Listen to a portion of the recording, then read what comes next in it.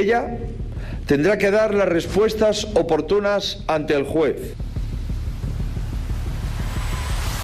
Absoluta tranquilidad, porque sabemos que aquí no hay nada.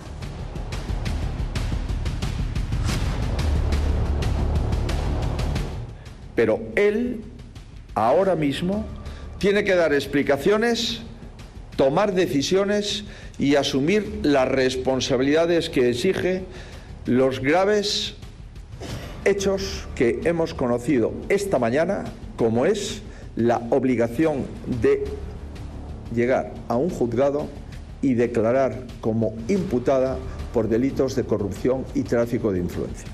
Lo que aquí hay es una campaña del fango, de la derecha y de la ultraderecha, del Partido Popular y de Vox y grupos ultraderechistas como Manos Limpias y Hazte Oír.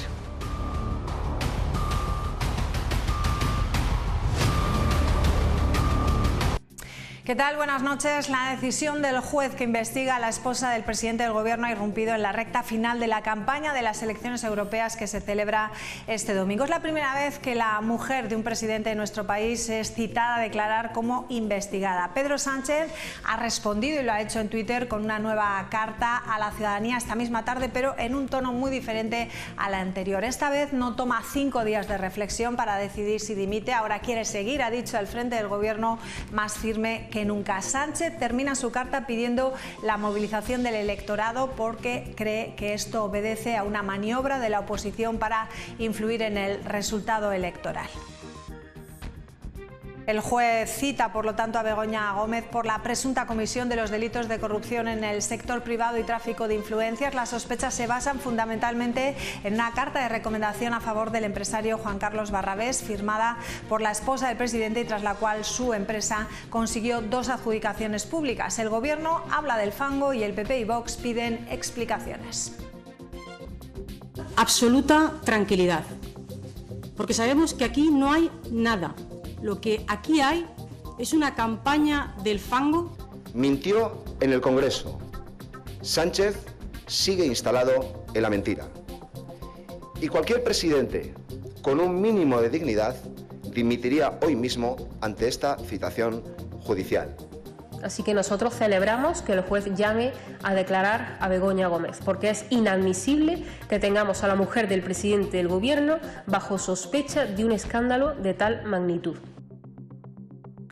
Bueno, pues esto en un contexto de buenas noticias, donde hemos conocido que el número de parados bajó en nuestra comunidad, lo hace en 382 personas en el mes de mayo y sitúa la cifra total en 12.972. Son 683 personas menos que hace un año y la tasa se sitúa en el 8,06%. Por sectores, al igual que en el resto del país, el desempleo ha descendido en todos, siendo el del servicios el que lo ha hecho de forma más significativa, con 283 parados menos. A mayor distancia encontramos agricultura con 40 menos o industria con 24 menos, 25 también en la construcción. Por su parte, a pesar de estas bajadas, el sector servicios sigue acumulando el mayor número de desempleados, con 8.168 personas.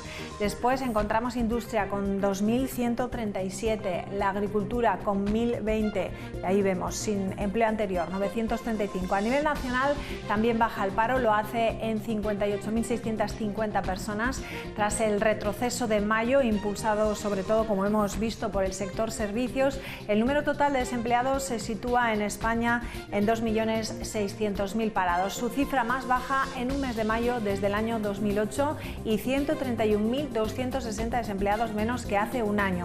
Cabe destacar también que España registra un nuevo récord de 21,3 millones de afiliados. En general, datos muy positivos los que deja mayo en cuanto a cifras de paro.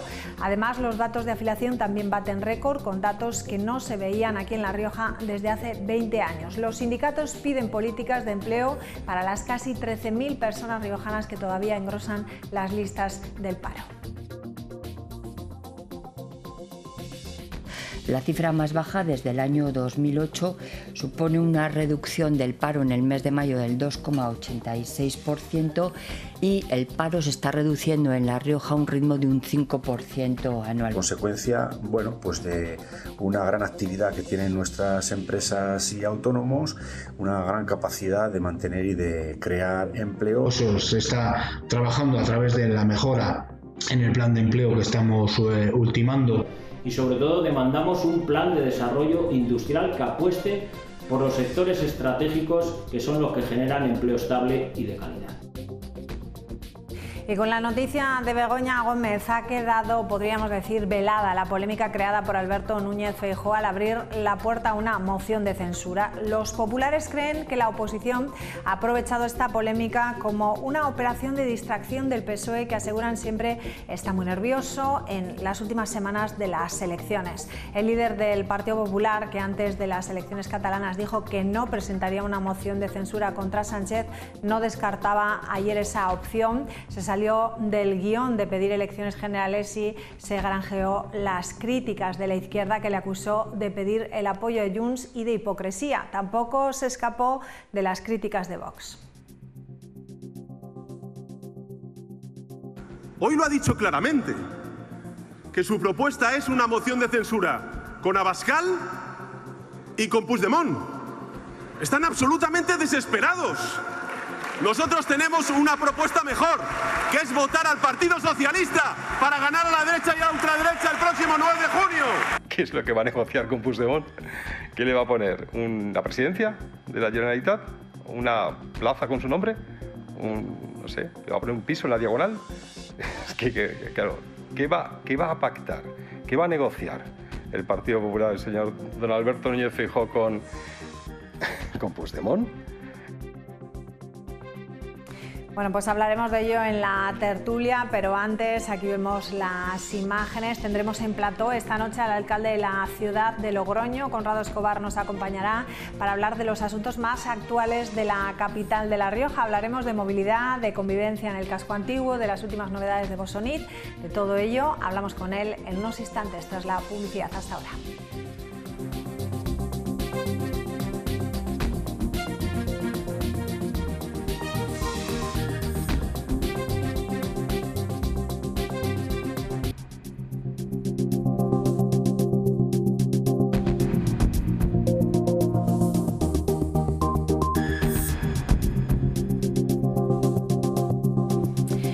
Un año ha pasado ya de las elecciones autonómicas, un año desde que Conrado Escobar tomara posesión de su cargo como alcalde de la ciudad. Un año que ha venido marcado por la movilidad en la ciudad, la retirada y modificaciones de carriles bici en diversas calles y también por la inauguración de otras infraestructuras como el acceso al polígono de Cantabria por la carretera de Mendavia. Un año en el que se ha abierto la estación de autobuses, el CCRO. Un año en el que se ha abierto también una guerra entre vecinos que viven en el casco antiguo y la hostelería y que claman una solución a la convivencia. Vamos a hablar con Conrado Escobar, alcalde de Logroño. ¿Qué tal? Muy buenas noches. Hola, muy buenas noches. Bueno, ¿qué balance hace de este año, desde que tomara posesión? Pues moderadamente satisfactorio. Y digo moderadamente porque la última palabra siempre la tienen los logroñeses y son los que lo tienen que decir. Pero sí que un poco hacía usted un resumen, ¿no? En un año se ha abierto, hablando de movilidad, una estación de autobuses que está funcionando, que por cierto aprovecho para decir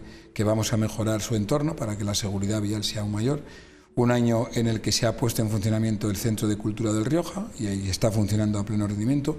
Un año en el que hemos desatascado el nudo de Vara de Rey, que ya funciona, con lo cual se da solución a gran parte de los problemas y se conecta el barrio de Cascajos. Y un año, como a la vista está muy recientemente, en el que hemos dado solución a un problema, ciertamente a una situación complicada como es la instalación definitiva de una empresa como Bosonit en el centro del casco antiguo y además con alguna mejora en materia de vivienda.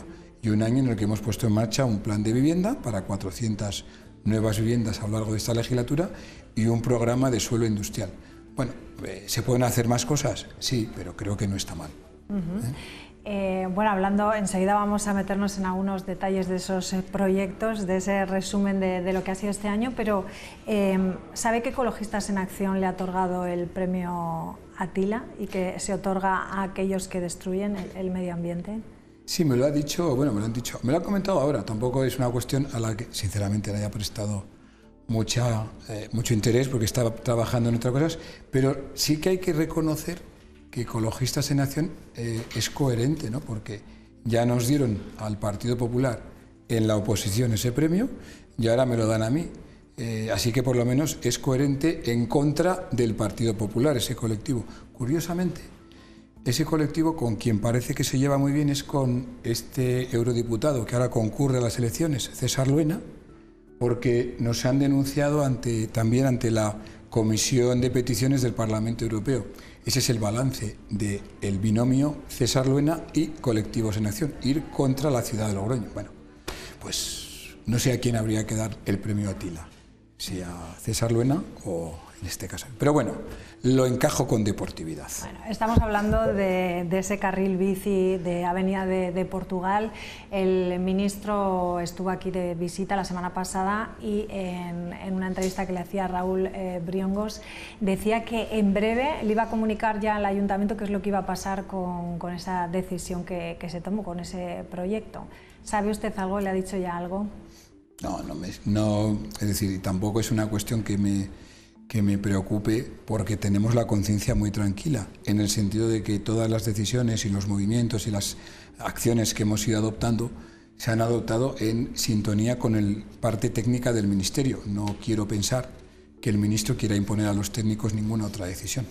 Bueno, pero el ministro dijo que es muy raro y que no ha pasado en ninguna ciudad que se haya quitado el espacio a los coches y se le haya devuelto. Que eso solo ha pasado aquí y que entonces no teníamos. No sé si ha pasado aquí. Nosotros, yo quiero pensar que si la parte técnica está en colaboración, en permanente coordinación, si las decisiones se han adoptado con arreglo a informes técnicos, a informes de policía, si se han comunicado al propio Ministerio, yo quiero pensar que se ha hecho razonablemente. Si además eso, y no lo ocultamos, formaba parte de nuestro programa electoral, es previsible que esa sustitución, porque no se suprime ningún itinerario, sino que se les da otras opciones, en este caso por Gran Vía, pues creo que es bastante razonable el planteamiento. No tengo ninguna duda de que el propio ministro atenderá a estas razones. En Bretón de los Herreros ya no se van a poner tampoco esas chapas que se dijo. En Bretón de los Herreros, como la calle Portales, son espacios compatibles entre ciclistas y peatón, pero en el caso de Bretón de los Herreros es muy evidente que la preferencia es peatonal. Ya, como en Portales, en algunas horas del día también es evidente que tiene que ser peatonal. Yo creo que todo esto de la movilidad hay que tener en cuenta, lo primero, una cuestión para mí que es prioritaria. Lo que realmente transforma la movilidad de una ciudad es darle más espacio al peatón y, muy importante, ofrecer alternativas y posibilidades para que el transporte público siga mejorando. Y por eso le he dicho al principio, precisamente, que la estación de autobuses era prioridad absoluta y lo hicimos en 2 meses. A partir de ahí sí que es evidente que lo que tenemos que seguir haciendo es ir mejorando todos los espacios para que se pueda convivir en la ciudad, para que el protagonismo natural, el actor principal, que es el peatón, que es tanto como decir las personas mayores, las personas que van en silla de ruedas, las personas que van con el carrito de niños, es decir, que es el común de los logroñeses, lo tengan más fácil. Y en eso estamos, precisamente hemos constituido un grupo de trabajo de accesibilidad presidido por el CERMI. Yo creo que a eso es a lo que hay que dar prioridad. Trabajar con las entidades, trabajar con quien sabe, en este caso el CERMI y en este caso los técnicos. Y una premisa fundamental, Logroño es para todos, Logroño es de todos. En la calle el protagonismo y la comodidad tiene que ser para todos los actores, fundamentalmente de quien ocupa la parte central de la pirámide de movilidad, que es el peatón. En la anterior legislatura usted fue muy crítico porque se habían eliminado muchas plazas de aparcamientos. Calculó que se necesitarían unas 1000 e incluso hablaba de hacerlas alguna en altura. ¿Se sabe ya, se conoce alguna ubicación de esos posibles aparcamientos? Pues vamos dando pasos. Los más cercanos en el tiempo, usted ya los ha ido viendo. En un espacio cerca de la estación de autobuses hemos puesto en marcha un número de plazas que, bueno, pues que pasan de los 100. Hemos abierto otro aparcamiento provisional hasta que se haga ese gran proyecto que es el de la antigua estación de autobuses, que ahí estamos hablando de 90, y muy cerca de aquí, sí que se lo puedo decir, tenemos previsión de que a lo largo de este mes de junio puedan plantearse la posibilidad de enajenar plazas de aparcamiento subterráneo por un número no inferior a 170, 180 plazas. Son propiedades del propio ayuntamiento y le vamos a dar prioridad, en este caso, a los aparcamientos en propiedad. ¿Por qué? Porque la zona de Cascajos, tenemos detectado, Cascajos es un barrio con 16.000 habitantes que tiene una presión cada vez más creciente poblacional, de una población joven muy dinámica, y es un barrio que necesita aparcamientos. Y a eso además le sumamos el hecho de que está muy cerca de aquí la fase primera de integración del ferrocarril, es decir, que aún va a haber aún más necesidad porque va a haber una mayor presión residencial, pues hay que dar una solución. Así que una primera solución, ya le estoy diciendo que estamos hablando de una cifra muy alta. Estamos estudiando a ver definitivamente cuántos pueden ser, pero estamos hablando de esa cifra, 170, 180 nuevas plazas de aparcamiento en propiedad aquí, en el barrio de Cascajos. De forma subterránea, sí, concretamente sí. La zona de Cascajos, ya más concretos. Pues se lo puedo vamos a dejar que está muy cerca de donde estaba antiguamente la instalación de bodegas y bebidas, por ahí cerca. O sea, no está nada lejos de aquí. Bueno, hablaba usted de la estación de autobuses ya abierta, pero sí que ha conllevado varias críticas y denuncias por falta de seguridad. Estábamos hablando de peatones y también de los vehículos. El último incidente con el fallecido que hubo del motorista. ¿Qué es lo que está haciendo el ayuntamiento para mejorar esa zona? Ese lamentable incidente no fue originada por la estación de autobuses. Eso hay que dejarlo claro. Por lo menos esos son los datos los que obran en el atestado. Pero sí que es verdad que es una zona que ha ganado mucho en movimiento. Ahí hay una confluencia, prácticamente Avenida de Colón, en la intersección con Delibes, pues es una confluencia muy intensa en cuanto a movimientos. Hay autobuses, hay entrada de tráfico, hay entrada de personas, por eso abrimos el aparcamiento, entrada que dejan ahí muy cerca a la familia, a los pasajeros, etcétera, etcétera, y hay que mejorar la seguridad. Por eso el concejal de movilidad, Ángel Andrés, que está haciendo un buen trabajo, como el resto del equipo que me acompaña, aprovecho para decirlo, que tengo un equipazo, no por mérito mío, sino porque los logroñeses así lo han elegido, tengo un equipazo magnífico. Pues Ángel Andrés está trabajando con técnicos del ayuntamiento, con la policía, con la unidad de movilidad, para en muy breve plazo ofrecer medidas concretas en materia de seguridad vial. Unas van a ser de forma inmediata y que pueden traducirse en simple señalización, otras van a suponer leves retoques en la dirección de circulación para darle prioridad a lo que son los autobuses y, por tanto, garantizar que no hay confluencia con el turismo particular, sino que se le da preferencia al servicio público, o bien al transporte público, o bien a los taxis, por poner un ejemplo. Y luego también habrá combinación de efectos lumínicos para que cuando salga o entre un autobús pues sea más visible y por tanto sea más segura la entrada y la salida de los autobuses. Estamos ya en ello y en muy breve plazo vamos a ir aplicándolos. Bueno, cada semana parece que vamos con otro tema también de actualidad en el casco antiguo. Cada semana vamos conociendo nuevos vídeos a través de la Asociación del Casco Antiguo, que denuncia comportamientos incívicos. Usted mismo esta mañana ha hecho un llamamiento, ¿no?, de cara a estas fiestas de San Bernabé para que esas actuaciones no se produzcan. ¿De qué forma se puede arreglar esta convivencia de los vecinos con la hostelería? Bueno, igual que nos hacemos eco de lo que se transmite, de lo que se dice en determinados vídeos, yo creo que también es conveniente recalcar lo que se está haciendo de una manera oficial. Y me explico. El ayuntamiento, transparentemente, el equipo de gobierno, de una forma transparente, adoptó una serie de medidas precisamente inspiradas en un acuerdo que se adoptó en un pleno por unanimidad, y por nosotros, el equipo de gobierno, por respeto a ese pleno, a una iniciativa de Unidas Podemos, no perdamos de vista eso, entendimos que había que hacer algo más, y hemos hecho algo más. Se ha suspendido la concesión de licencias en materia de hostelería durante un año. Todas las licencias en materia de hostelería. Hay hechos muy sonoros, como pueda ser el cierre de una discoteca en el casco antiguo, eso lo ha hecho este gobierno. Y desde enero de este año llevamos más de 1.000 sanciones, es decir, mucho, casi tanto como lo que se había hecho durante la pasada legislatura, en estos meses.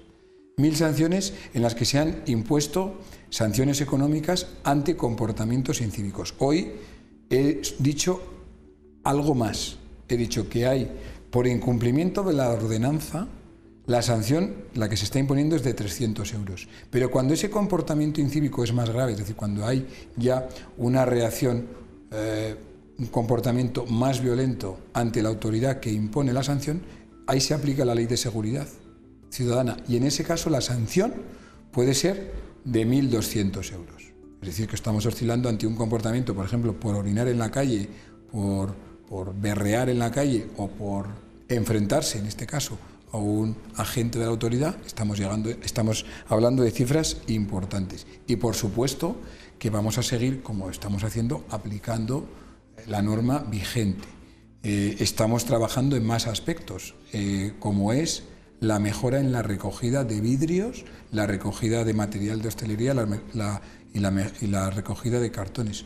Todo eso ya se está aplicando, porque entendemos que lo prioritario en el casco antiguo es que se pueda vivir, que se pueda disfrutar durante el fin de semana, pero que ese ocio sea compatible con la vivienda. La vivienda tiene que ser protagonista principal. Hoy hemos estado repasando nuevas operaciones, nuevas viviendas que se puedan ir desarrollando en el casco antiguo.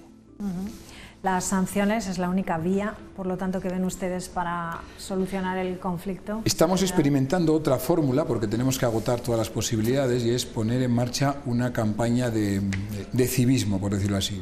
Ustedes lo habrán visto, sí, que lo hemos hecho, que son muy gráficas, ¿no? O sea, es decir, al final de lo que se trata es de, oye, que la primera persona que reflexione sobre si tu comportamiento no es compatible con el civismo, con la convivencia, pues sea uno mismo, ¿no? Y por eso se ha pedido apoyo precisamente a hostelería para que repartan los carteles y que se sepa que, pues eso, insisto en este ejemplo, ¿no?, que orinar en la calle, o que pegar berridos, o que llevar un altavoz, o que chillar, o que beber en la calle, pues no es lo más aconsejable. ¿Y orinar en la calle puede costar una multa? Orinar en la calle, 300 euros. 300 euros. Orinar en la calle, y yo le puedo decir que a mí no deja de sorprenderme que algunas personas todavía no calibren que eso está feo y que eso es reprochable, y que aún lo den y los ejemplos son, se lo puedo asegurar, son pintorescos, por no decir, en fin, por no decir lamentable. Sí, hemos visto ejemplos. Nos queda poco tiempo, pero le tengo que preguntar por Bosonit, una buena noticia que la empresa riojana se quede en el casco antiguo con modificaciones. Bajan las alturas, y esa bajada de alturas corresponde a otro edificio, ¿no?, que se le va a dar en otra parte. Sí, yo creo que se ha articulado, lo hemos hecho público ya recientemente, la empresa y nosotros, se ha venido trabajando muy bien. Además, subrayo que el instrumento jurídico es un convenio urbanístico, y esto lo destaco porque tiene mérito en sí mismo, porque supone que todo el mundo pueda conocer de primera mano cuál es el alcance del acuerdo, y ese convenio se va a publicar, y en ese convenio sustancialmente se dice que efectivamente Bosonit se queda en el solar que se le enajenó, se le adjudicó, que se plantea un ajuste, que esto es fundamental, en alturas para que ese proyecto sea compatible con las exigencias del entorno patrimonial del Camino de Santiago, del Monumento Nacional, que es la iglesia de Palacio, y muy importante, que respete el skyline logroñés, que lleva muchos siglos de historia y que merece ser respetado. Eso es de reconocer que la empresa lo ha admitido, lo ha aceptado, y por tanto eso supone un ajuste en el proyecto inicial que implica que se pueda llevar parte de ese proyecto, concretamente el 20% del proyecto, que es vivienda, a otro solar del casco antiguo. Con lo cual, ¿qué tenemos? Un proyecto empresarial, 300 puestos de trabajo y además más vivienda en el casco antiguo. Y por último, creo que eso supone una reactivación con mayúsculas de nuestro casco antiguo, hablando del casco antiguo que me preguntaba antes. Polémica fue El Despotorre, ¿no? Esa obra de teatro que no sé si usted escuchó cómo le hacían alusión este fin de semana. Yo creo que les ha dado más publicidad que la que tenían, ¿no? Bueno, yo creo que hay que, desde luego, si alguien se ha sentido ofendido por la decisión que hemos tomado, pido modestamente disculpas, pero lo que se ha hecho es un reajuste en la programación por entender que el contenido, por el público al que se iba dirigido, situémonos, estamos hablando de una serie de actividades que tienen que ver con la actividad fundamentalmente comercial y cultural. La iniciativa se llama CUCO y iba dirigido al público familiar, público infantil. Entonces lo que se ha buscado, tipo Gorgorito, entonces era la compatibilidad con ese tipo de público, con todo mi respeto a este tipo de manifestaciones y de expresiones culturales. Yo creo que no era el espacio apropiado para eso. Entonces se ha planteado una reprogramación y punto. Yo creo que hay que verlo con absoluta naturalidad y de hecho yo personalmente soy un entusiasta pero acérrimo de todas las manifestaciones culturales y estoy constantemente apostando por la cultura con mayúsculas, toda la cultura. Una última cuestión. En Zaragoza han empezado ya con la demolición de la Romaleda. Se habla que aquí pueda jugar la próxima temporada. ¿Qué nos puede decir de eso? Yo lo que sí que le puedo decir es que nos llevamos muy bien, la alcaldesa y yo, hay buena relación con el ayuntamiento de Zaragoza. De hecho, hablando de hostelería, hemos visitado Zaragoza últimamente para hermanar la calle Laurel y el Tubo de Zaragoza. Y allí estuvimos hablando Natalia Choca, que es la alcaldesa, y yo. El resto de cuestiones, pues bueno, ya iremos viendo, ¿no?, cómo acontecen. Sí que le puedo decir que hay buena relación. ¿Le suena? A mí no me lo ha dicho la alcaldesa. Eso se lo puedo decir. A mí no me lo ha dicho. Eso. No, o sea, no le puedo, ni confirmo ni desmiento, como se dice habitualmente. Pero sí que le puedo decir que en ese convenio que hemos firmado con Zaragoza hay muchos otros aspectos al margen del deportivo que nos van a unir, ¿no?, que tienen que ver con el turismo, que tienen que ver con el comercio, que tienen que ver con la dinamización cultural, etcétera. Hay mucho de qué hablar con Zaragoza. Ahí lo dejamos. Bueno, pues Conrado Escobar, lo dejamos aquí. Estaremos pendientes a ver de esos acuerdos con Zaragoza, si tienen que ver también con el tema deportivo. Y no va a tener que pasar un año para que vuelva usted aquí al programa. Algo ha pasado, no sé si he sido yo, ha sido su agenda. Probablemente ha sido mutuo y imagino, tal y como hemos arrancado esta entrevista, ha habido mucha acción, mucha gestión. Y es evidente que el primer año es el de mayor impulso político y eso es lo que hemos tratado de hacer. Así que seguro que el fallo ha sido nuestro o mío. De los dos, ambos, ¿no? Pues ya aquí me han quedado muchas cosas pendientes que hablaremos otro día. Muy Gracias, bien. Buenas noches. Muy bien. Nos vamos a publicidad y regresamos enseguida con la tertulia.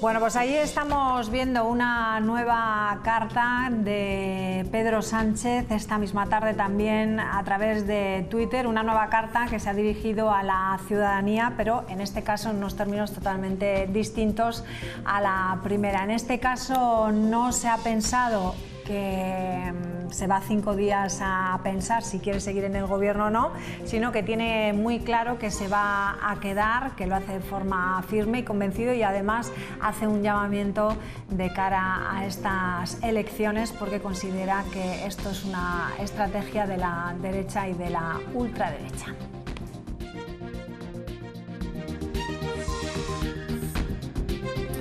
Bueno, pues saludamos ya a Ángel Íñiguez, Olivia García, ¿qué tal? ¿Cómo estás? Inmaculada Ortega, muy buenas noches. Bueno, una nueva carta motivada por esa llamada del juez a Begoña Gómez para declarar como imputada, ¿no? Inmaculada, ¿cómo lo ves? A ver, yo comentaba en la última tertulia aquí que qué duda cabe que Sánchez es un político absolutamente original y diferente. Es una persona que sorprende y que tiene un estilo que no es el habitual.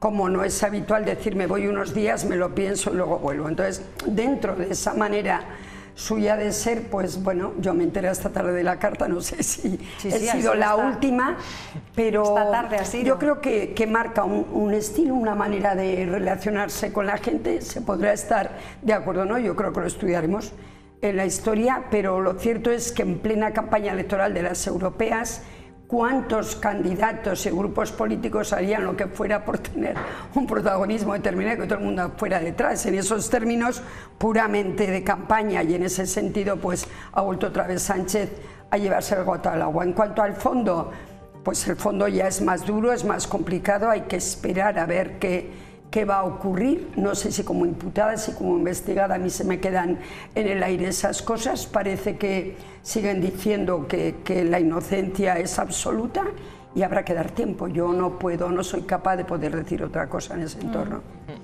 ¿Cómo lo veis? ¿Pensáis que se ha diluido un poco pues esa moción de censura que iba a presentar Feijóo, que se ha diluido con esto y que ellos aprovechan ahora? Porque yo, de verdad que lo de las elecciones europeas, yo creo que no hablamos de proyectos ni de propuestas, sino que se están basando en esto, ¿no? Pues que la política últimamente es esto, o sea, yo la verdad es que cuando oigo a alguien hablar de economía, de problemas sociales, es que casi que me alegro, porque es que de verdad, es verdad, o sea, es que puedes estar en el Parlamento, en el Congreso, en el Senado. Digo, pero vamos a ver, que es que están todos mucho más preocupados por el interés de su partido que por el interés de la ciudadanía, y creo que eso debe preocuparnos mucho como país. Estoy totalmente de acuerdo con Inmaculada con ese estilo del presidente, que es verdad que yo también creo que lo estudiaremos y que hemos visto estilos en presidentes de otros países que nos han sorprendido y ahora lo estamos viendo en casa, y esto de las cartas pues parece que se ha convertido en una forma de comunicarse directamente que tampoco me parece mal, la verdad. Pues hombre, como periodista siempre te gusta más enterarte antes y contarlo tú, ¿no? Pero bueno, pues el presidente decide contarlo así, pues es su estilo. Yo lo que sí creo que es un claro movimiento electoral es este movimiento del juez. O sea, todo el que haya o hayamos tenido alguna relación con la justicia sabemos que las cosas no funcionan así en los casos normales. Es decir, que, bueno, primero que lo comunica 5 días antes de las elecciones, casualidad, vamos a pensar, antes de escuchar a los testigos claves del caso, cosa que no suele suceder. Normalmente se ha demorado, les pone la declaración un domingo. Es todo como muy raro, o sea, no sé, en los procesos de instrucción en los juzgados, primero se escuchan otro tipo de testimonio antes de llegar ahí. Bueno, Ángel es abogado, nos lo podrá explicar seguramente mejor. Yo, pues por desgracia, me ha tocado por otro tipo de asuntos. Después de analizar además un informe de la Guardia Civil encargado por él mismo, en el que se dice que no hay indicio de delito y bueno, o sea, él pide el informe, él se lo salta. O sea, hay como muchas cosas que a mí me llaman mucho la atención, la verdad, en este caso. Entonces, yo hoy cuando he visto esa citación, que si es verdad también que se han enterado el presidente y su mujer por la prensa, también alucino, porque no olvidemos que hay un secreto de sumario sobre este asunto, que el propio juez que ha decretado el secreto de sumario se lo está saltando continuamente. Primero para dar información a Vox, que se presenta como acusación popular y que el juez lo admite y les da información que está bajo secreto de sumario. Ahora para hacer pública esta citación y que las propias personas interesadas se enteren por la prensa. O sea, yo estoy un poco alucinando. Y vuelvo a decir lo mismo que he dicho muchísimas veces en esta mesa, que es que me parece que al final se está desacreditando por un lado la política, por lo que decía al principio, y por otro lado el Poder Judicial, y eso es gravísimo. O sea, estamos aquí con una lucha entre la Fiscalía, entre el juez, que a mí me parece una cosa gravísima como ciudadana y me preocupa profundamente, pues por la democracia de mi país y por mi propia seguridad cuando tengo un problema, sinceramente. Ángel, ¿qué lectura haces? Yo, como abogado. Lo primero, respecto de lo que decías, una pequeña broma, que es que justo la he comentado con mi hermano mientras venía para aquí. De la campaña de las europeas, de lo que más se ha hablado en Europa ha sido la victoria del Madrid. Me refiero, ha sido lo más europeo que ha habido durante estas 2 semanas de campaña, porque de lo demás no hemos sabido. Entrando en el asunto, es cierto que yo he visto un poco de confusión también en los medios de comunicación a la hora de contar qué está sucediendo dentro de ese procedimiento judicial. Decía Inmaculada que hay una confusión entre los términos de investigado e imputado. Desde la reforma de 2015 no existe el término imputado. O sea, Begoña Gómez está exactamente en la misma condición que estaba ayer, que es investigada. Solo que supuestamente citada, creemos, porque... No, pero además en el momento en que presentan una denuncia contra ti, tú automáticamente te conviertes en investigado y una de las primeras comparecencias es acudir y dar tu testimonio. Con lo cual, desde ese punto de vista, el procedimiento judicial yo creo que se está desarrollando en los términos que procede. Después ya veremos si finalmente hay una acusación formal, porque el juez entiende que hay suficientes indicios de delito para perseguirlos en una fase judicial. Pero ahora mismo, desde luego, prevalece la presunción de inocencia, y aunque a mí me da la sensación que puede haber ciertas actividades en las que ella tenía que haber procurado ser más cuidadosa para no dar lugar a una apariencia al menos de conflicto de interés, lo cierto es que de momento delito todavía no hay ni queda demostrado. Dicho lo cual, yo creo, como decía muy bien Olivia, que hay que exigir a los representantes públicos que sean más ejemplares, no solo en la conducta, sino también en las manifestaciones que hacen. Porque es que he escuchado los relatos sobre esto que ha sucedido por parte del PP y por parte del PSOE, o mejor dicho, por parte del Consejo de Gobierno, que es el que se ha encargado de hacer la defensa de Begoña Gómez, y yo realmente no sé si es que no tienen juristas en el Gobierno, no tienen juristas en el PP, o ya realmente les da igual contar cualquier cosa para tener su narrativa electoral. Porque por un lado, que Feijóo pida la dimisión de Sánchez, cuando defendieron, para mí con buen criterio, durante muchos años, que no cabía esa dimisión mientras una persona no estuviera procesada, Begoña Gómez todavía no está procesada. En todo caso estaría procesada Begoña Gómez. Ya veríamos si su marido tiene alguna relación, con lo cual, quiero decir, no hay coherencia, no hay correspondencia entre lo que una parte defiende y luego lo que le exige a la otra. Y luego, desde luego, por parte del Gobierno, hablar, porque es que he leído la carta y me ha hecho mucha gracia que hablaba de que ahora el PP está buscando una alianza contra Natura con Junts. No me queda muy claro a mí si la socialdemocracia clásica es una alianza natural para un partido independentista de corte xenófobo como es Junts. Por otro lado, también se han mostrado muy molestos y han hablado de esa intencionalidad política a la que tú te referías, Olivia, por la filtración que ha habido en los medios. Pero es cierto que ya no hay secreto de sumario en este procedimiento, que lo he comprobado. Bueno, ahora en esta filtración, a eso, yo me refiero. En las varias que se han hecho hasta ahora, yo me refiero ahora. Pero es verdad que también previamente, cuando hubo el asunto de esas negociaciones que mantuvo la pareja de Ayuso con la Fiscalía, también hubo una serie de filtraciones. Sí, total. Por eso digo que al final está habiendo una desintegración de las instituciones que generan muy poca confianza a los ciudadanos. Y lamentablemente todos tenemos que acudir en algún momento a la justicia y nos gustaría confiar en que la justicia actúa con criterios de imparcialidad, igualdad, etcétera, etcétera. Por lo tanto, el procedimiento está siguiendo de la manera ordinaria. De momento tiene su presunción de inocencia. Yo sí pienso, por la información que se ha ido publicando, que debería haber sido más cuidadoso en determinadas actividades que ha ejercido, porque parece que ha podido favorecer en alguna licitación pública a alguna empresa, pero no hay delito y desde luego, no sé, o sea, los relatos que hacen tanto PP como PSOE podrían ajustarse un poquito más a la realidad, solo un poquito. Sí. A ver, a mí me preocupa una cosa que has dicho casi al final, y es el ejemplo ciudadano. No entiendo por qué cada vez que se hacen declaraciones públicas, y más en temas tan delicados, se van echando a ver quién lo hace más grande, a ver quién puede más, no dándose cuenta que lo que perciben los ciudadanos, y a mí me preocupan sobre todo los jóvenes y los que empiezan a votar y los que tienen que tenernos como ejemplos a los que hacemos actividades públicas, si no se dan cuenta el daño que le están haciendo al país. Además, yo creo que no sale rédito político, que no sale. A ver, Feijóo, no has podido hacer gobierno. Estate quieto, deja por favor que gobiernen. Lo mismo lo diría en el caso contrario. Pero desde el minuto uno, esa presión tan sumamente exagerada a todos los niveles, porque tienes que gobernar, que encima no te va a funcionar, porque es muy difícil que te funcione cuando no te daban los datos, es malo. Pero además, lo que estamos haciendo con los chicos jóvenes, sobre todo con los ciudadanos, es un horror. ¿Quién va a sustituirnos en los pueblos, en las alcaldías? Claro. ¿Quién va a querer ser diputado? ¿Quién va a querer estar en una asociación cívica? ¿Cómo se va a configurar el tejido social y se va a vertebrar, que es el que realmente vale en una sociedad para decir que somos democráticamente estables? Entonces, a mí eso me da mucha pena. Y que reflexionen todos, por Dios, Junts y Feijóo. Pero yo no digo que es derecha y es la derecha de Pujol de toda la vida con ese aire independentista que les ha dado por tener porque les conviene. Pero ¿es el momento ahora? No lo entiendo. Porque hayan dicho, si yo no soy presidente, voy a ir contigo, pero iba a decir que niñerías, es que ni quiero, porque los niños todavía se comportan con más cabeza. Y a mí eso me preocupa, de verdad, es que además no sé cómo lo vamos a evitar, porque nos pasamos, María, el día diciendo, es un horror, y el Parlamento un horror, pero yo no sé el horror dónde va a terminar. Claro, pero sí lo estamos viendo. Es que vamos no a escuchar, en referencia a lo que dices de Feijóo, de esa posible moción de censura, tanto al presidente como a Vox opinando pues, sobre esa posibilidad.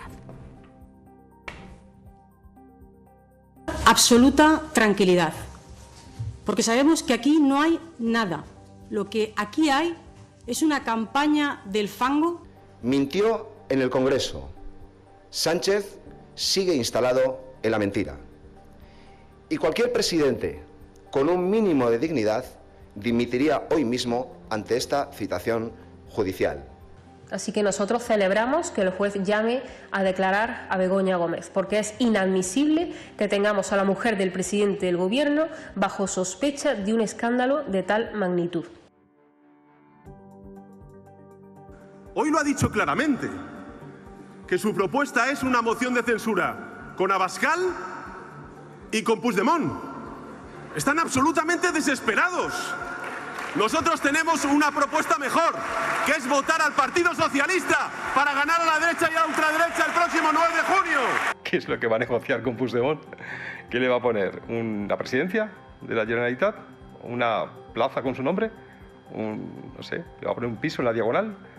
Es que claro, ¿qué va a pactar? ¿Qué va a negociar el Partido Popular, el señor don Alberto Núñez Feijóo con Puigdemont? Pues yo no sé si esa moción de censura no se la cree nadie. Pero es que ¿quién se va a creer? Quiero decir, está bien. A mí me parece tan importante el gobierno como la oposición y me parece fundamental que un partido serio, como considero que es el Partido Popular, haga su papel de oposición, porque es fundamental el control del gobierno, pero es que no está haciendo un papel de oposición. Está haciendo un papel de me cabreo porque el gobierno era mío. Y dijo no gobierno porque no quiero. No gobernó porque no le dieron los votos, única y exclusivamente. No pudo, no quiso.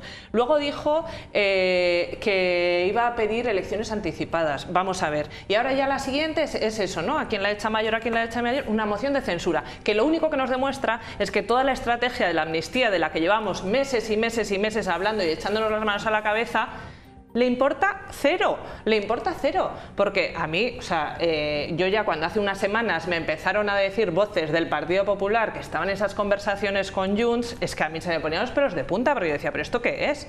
O sea, ¿pero esto qué es? Por sus propios votantes. Es que a mí me parece indignante para los votantes del Partido Popular, que merecen todísimo mi respeto, que ahora su presidente, que ha estado insultando continuamente a este gobierno por pactar lo que sea con Puigdemont, porque con Puigdemont no se habla, porque terrorista, porque, bueno, las barbaridades que hemos escuchado, y ahora nos esté diciendo esto, porque es que además las cuentas no salen. Quiero decir, PP Vox necesita 5 más. Y los 5 más le salen o con el PNV, que el PNV nanay mientras en la ecuación esté Vox, quiero decir, si entra Vox, o sea, si entra el PNV vas a perder más de 30, Bildu evidentemente tampoco, Esquerra Republicana evidentemente tampoco. Es que vas a hacer una moción de censura con Junts ¿Cómo? ¿Y cómo vas a explicar eso? Es que a mí, sinceramente, hasta me gustaría un poco, porque me encantaría que tuviesen que explicar eso y me encantaría ver cuál es ese teatro, ya que estamos viendo tantísimos teatros en estos últimos meses, la verdad. Como dice, ¿no? ¿Cuál sería el acuerdo, ¿no?, que llegas? Bueno, ese no lo sabríamos nunca. Eso también. Desde luego. De todas maneras, lo cierto que tan irrespetuoso me parece para los votantes del Partido Popular que el PP pudiera ni siquiera pensar pactar con Puigdemont, como me parece irrespetuoso para los votantes del Partido Socialista que Sánchez haya pactado con Puigdemont, que es lo que ha hecho para conseguir el gobierno. gobierno. Es que de eso llevamos hablando un año. Por eso, A mí es totalmente... que esto de ahora... Aparte que no sé ni siquiera si es el Partido Popular el que propone, ¿eh? Es que yo tengo la sensación de que es Feijóo. Parece que es un error estratégico por cansancio... Sí, es que no lo sé, ya no sé si la estrategia es me voy a la derecha porque tal, no sé, es que no lo sé, o sea, yo me tiene muy despistada. Pero bueno, al final... Bueno, tampoco lo ha dicho así de claro, ¿no? pero... Hay que decir que tampoco ha dicho... Los números en este caso, una moción claro, los números los necesita. Si quiere presentar una moción de censura que prospere, necesita... Bueno, sí, también... los números sí salen. PP 137, Vox 33, UPN 1... Necesita mayoría absoluta, claro. Por eso necesitas a Junts en la ecuación, no te queda otra solución. Pero bueno, yo quería decir que a lo mejor precisamente lo que tenían que haber hecho los dos grandes partidos, si hubieran tenido alturas de miras, era aislar a este elemento de inestabilidad que ha surgido en la política española, que ha sido Puigdemont. Si hubieran tenido altura de mira, si hubieran tenido cierta capacidad de consenso para tomar algunas decisiones, pues hubieran procurado aislar a Puigdemont y a su partido.